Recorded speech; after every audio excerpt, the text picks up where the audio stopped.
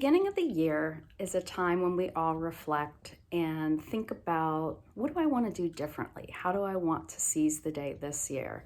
What parts do I want to take into this next chapter in my life? And what parts maybe do I want to leave behind?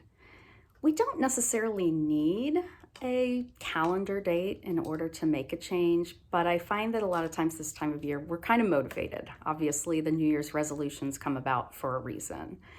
So I wanted to talk about the change that I made last year. Obviously, in my intro video, I talked a little bit about the fact that I had resigned and kind of what that meant for me figuring out who I am at this chapter in my life. But getting to that point was not an easy decision for me, and it was not an abrupt one. Welcome back to Directions, Please, or welcome if this is your first time. My name is Amanda, and I am an anxious overthinker who makes no decision lightly. So it makes sense that, in choosing to leave a 19-year career, that wasn't something I came to lightly.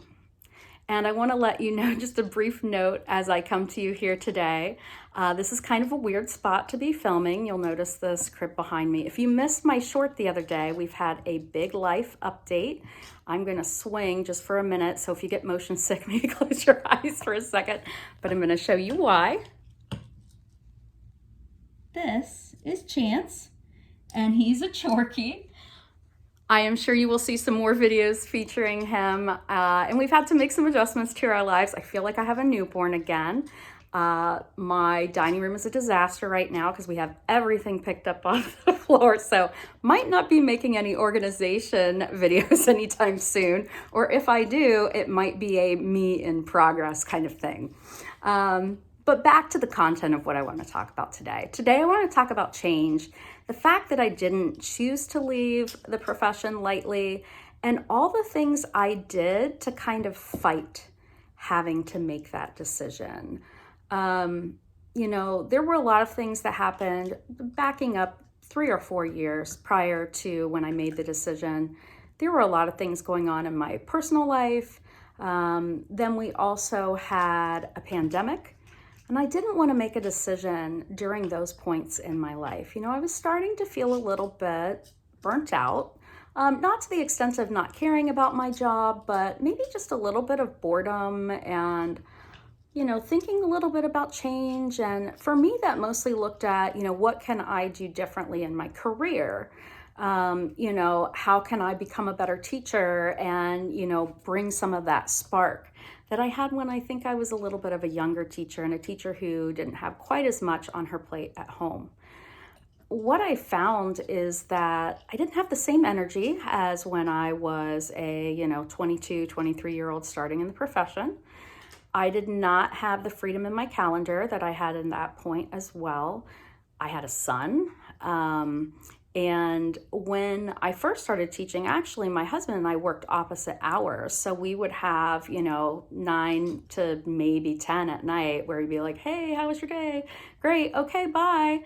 Because that's when he would get home, and that's when I would go to sleep because I would get to school, especially early in my career, at like 6:30, 6:45, because we started early, and then I always wanted to make sure I was prepared. So, in trying to, I felt like I had even lost a little bit the teacher I had been. I felt like I wasn't even as good as my past self, and that was really disappointing. And so I was trying to make changes by adding. And what I found is I did not have the energy to add. And in my first video, I referenced Greg McKeown's book, Essentialism. And I actually don't remember which of these tips comes from his Essentialism and which ones come from Effortless, which was the sequel. But I found myself reading both because I found them to be very applicable to my life. So I want to talk about a couple of things I did to effort less in the classroom and in my career to make it a little bit more manageable and to really do well the things that I thought were the most essential for my students, for their learning and for their experience. So, one of the things that McKeown writes about in his book is doing less, but doing better. And so I definitely investigated, what do I need to be doing? What is truly essential here? What is meaningful? And that's something actually as teachers we were asked to do in the pandemic as well, because those first few months, especially when schools closed down, I think in March of 2020, we were asked to really get it down to the bare bones, what most matters, so that, our students weren't overwhelmed, we were able to quickly adapt. And that's something that I found is really essential in our own teaching and life as well. What am I doing that's maybe extra and not really reaping the benefits that it should be for the amount of effort and energy that it's taking me, especially at a point in my life where I have less energy than I have before and where the world is, a lot. And so that's what I kind of did at that time, is I tried to do a little bit less.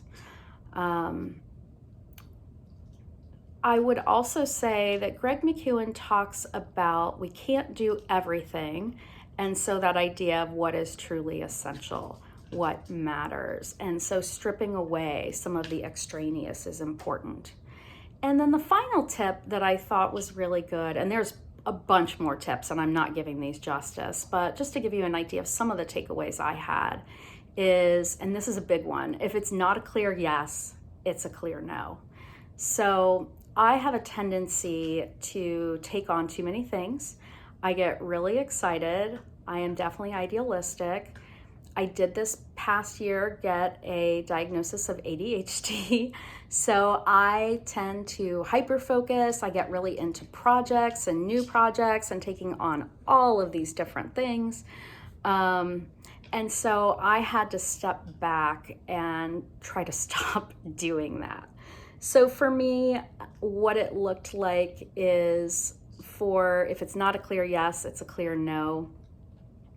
I definitely let go of signing up for things. I was a person who kind of inherited a couple of different clubs and things like that because the opportunity arose and I was like, oh yeah, that sounds fun, that'd be cool.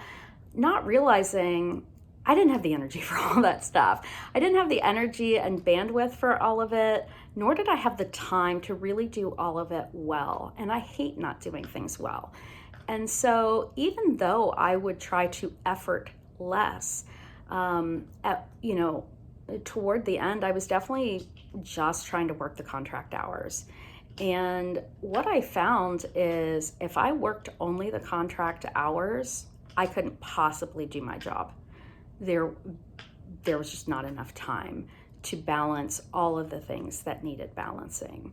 So I tried, every year they tell us they're going to take things off our plate as teachers.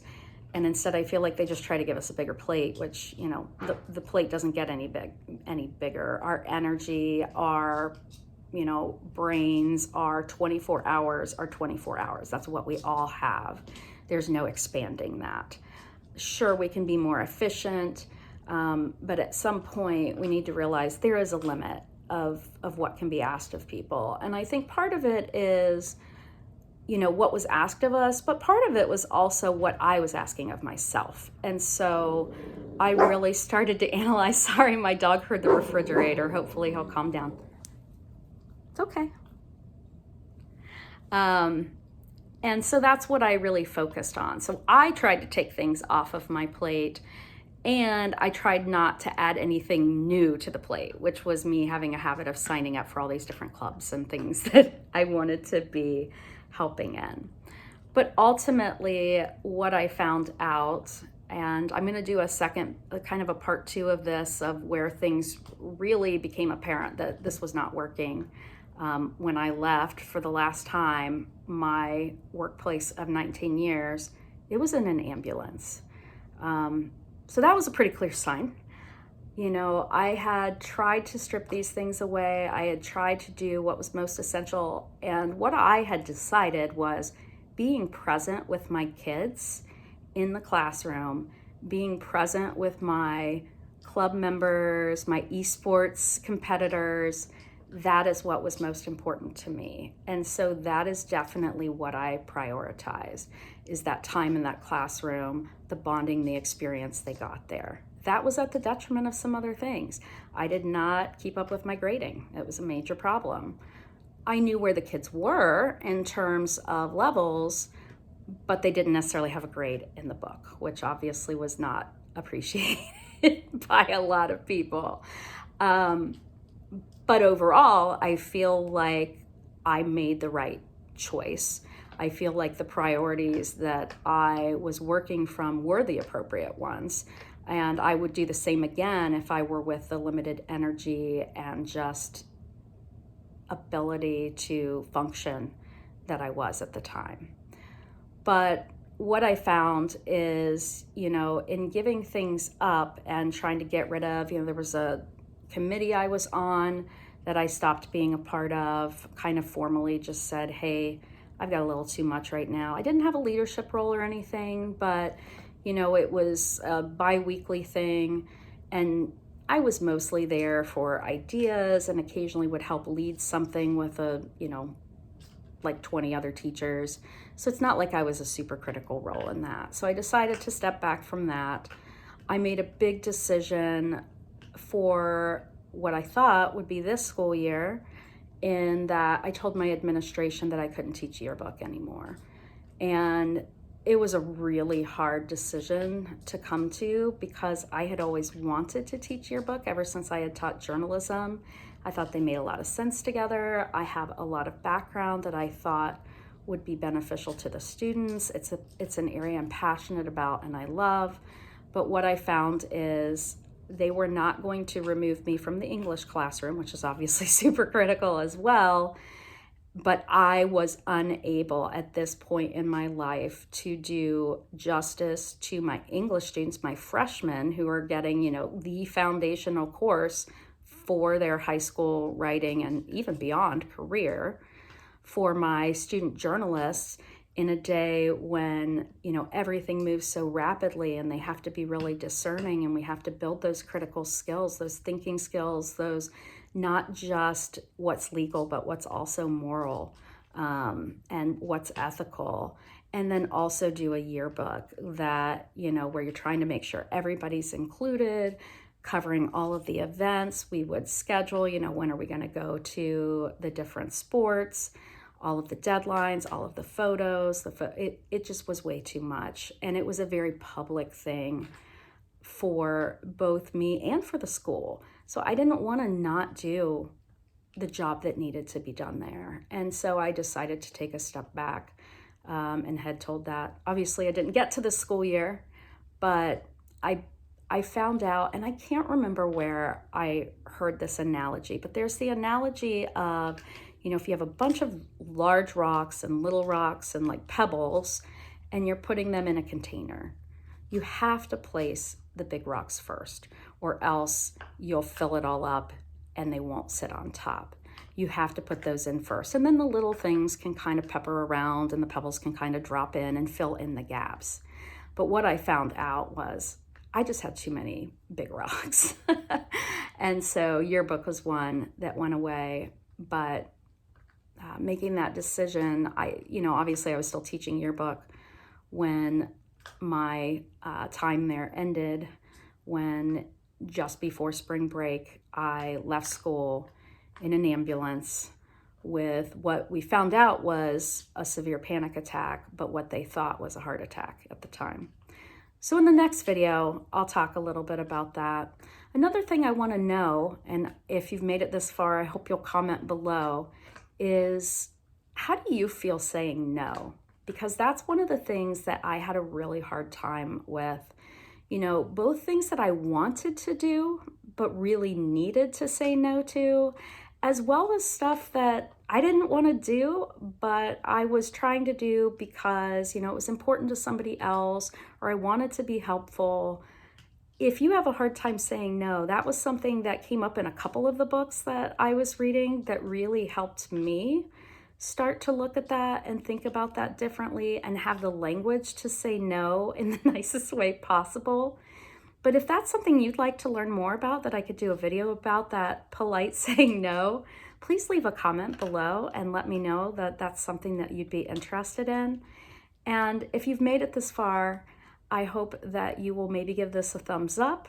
If you haven't subscribed, I hope that you will, so you'll catch these next videos and many more to come. And I hope you have a great day. I'll see you again soon.